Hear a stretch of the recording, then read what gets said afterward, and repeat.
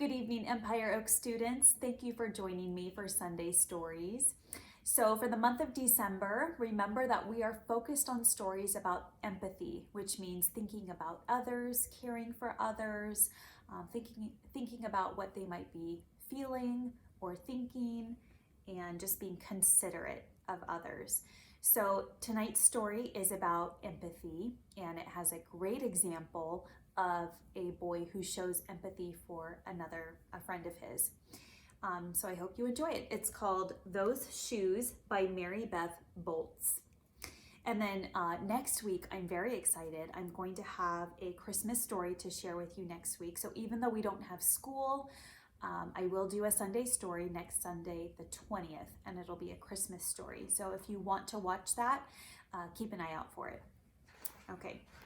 So another story about empathy called Those Shoes by Mary Beth Boltz.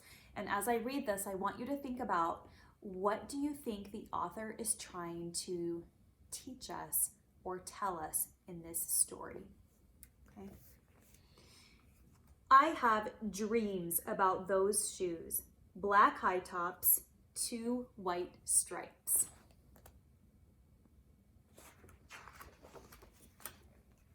Grandma, I want them.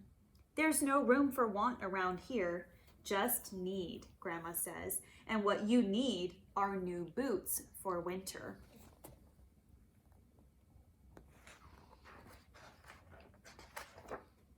Brandon T comes to school in those shoes. He says he's the fastest runner now, not me. I was always the fastest before those shoes came along. Nate comes to school in those shoes. Antonio and I count how many times Nate goes to the bathroom. 7 times in one day, just so he can walk up and down the hall real slow. Next, Alan, Jacoby, and Terrence each get a pair. You can see all the boys and have them in the picture. Then one day, in the middle of kickball, one of my shoes comes apart. Looks like you could use a new pair, Jeremy, Mr. Alfrey, the guidance counselor, says. He brings out a box of shoes and other stuff he has for kids who need things. He helps me find the only shoes that are my size. Velcro, like the ones my little cousin Marshall wears. They have an animal on them from a cartoon I don't think any kid ever watched. How do you think Jeremy is feeling? Maybe a little embarrassed. When I come back to the classroom, Alan Jacoby takes one look at my Mr. Alfrey shoes and laughs, and so do Terrence, Brandon T, and everyone else. The only kid not laughing is Antonio Parker. At home, Grandma says, "How kind of Mr. Alfrey." I nod and turn my back. I'm not going to cry about any dumb shoes. But when I'm writing my spelling words later, every word looks like the word shoes, and my grip is so tight on my pencil, I think it might bust.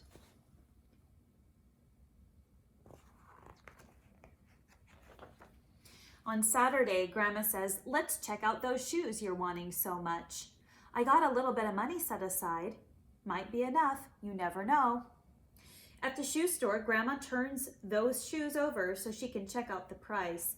When she sees it, she sits down, heavy.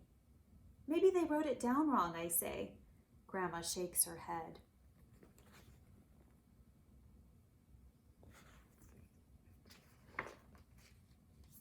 Then I remember the thrift shops. What if there's a rich kid who outgrew his or got 2 pairs for Christmas and had to give one of them away? We ride the bus to the first thrift shop. Black cowboy boots, pink slippers, sandals, high heels, every kind of shoe except the ones I want. We ride the bus to the second thrift shop. Not a pair of those shoes in sight. Around the corner is the third thrift shop. I see something in the window. How do you think he's feeling now? Maybe hopeful. Black shoes with 2 white stripes, high tops, perfect shape, $2.50. Those shoes. My heart is pounding hard as I take off my shoes and hitch up my baggy socks. How exciting, Grandma says. What size are they?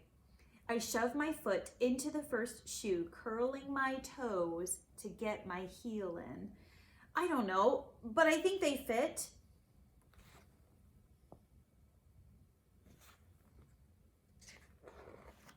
Grandma kneels on the floor and feels for my toes at the end of the shoe.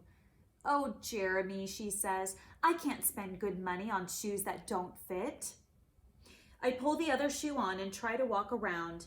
They're okay, I say, holding my breath and praying that my toes will fall off right then and there. But my toes don't fall off. I buy them anyway with my own money, and I squeeze them on and limp to the bus stop.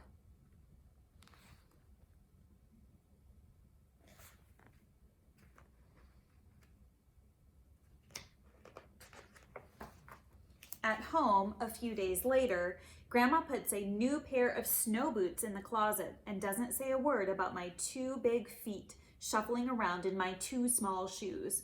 Sometimes shoes stretch, I say. Grandma gives me a hug.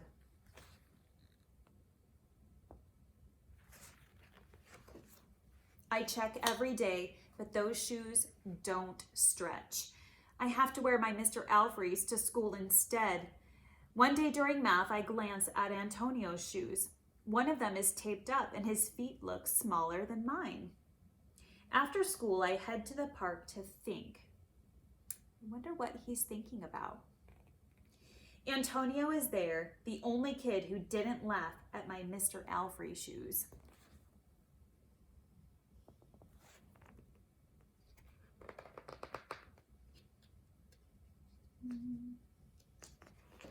We shoot baskets.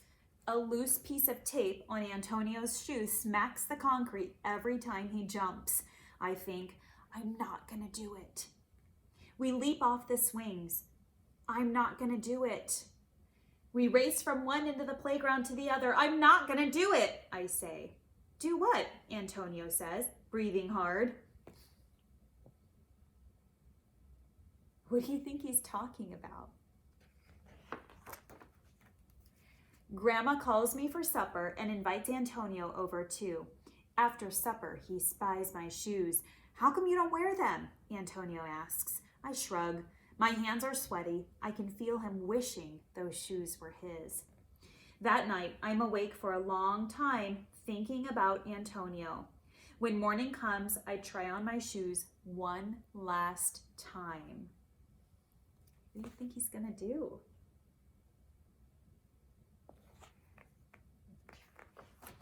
Before I can change my mind, the shoes are in my coat. Snow is beginning to fall as I run across the street to Antonio's apartment. I put the shoes in front of his door, push the doorbell, and run.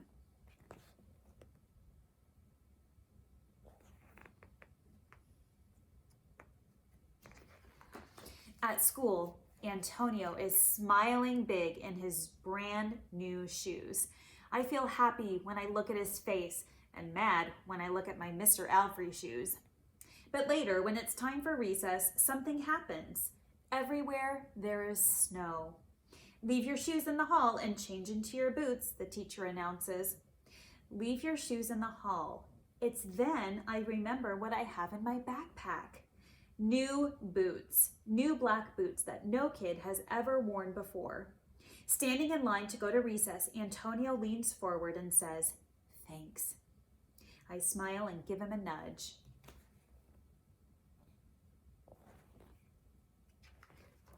Let's race.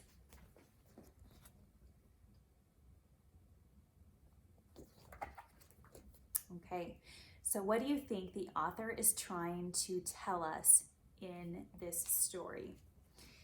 That is going to be the weekly challenge this week. So if you have an idea you want to share with me, you can find the link on our school website to the Flipgrid for this week's challenge, and you can respond there. All right, boys and girls, I hope you enjoyed the Sunday story this evening. And I hope that you'll join me next week too for the Christmas story. So that is it for this evening. Look at Rocky's just passed out. You might not be able to see him from there, but he's just passed out over here. Anyway, I hope you enjoyed the story and have a wonderful evening and sweet dreams.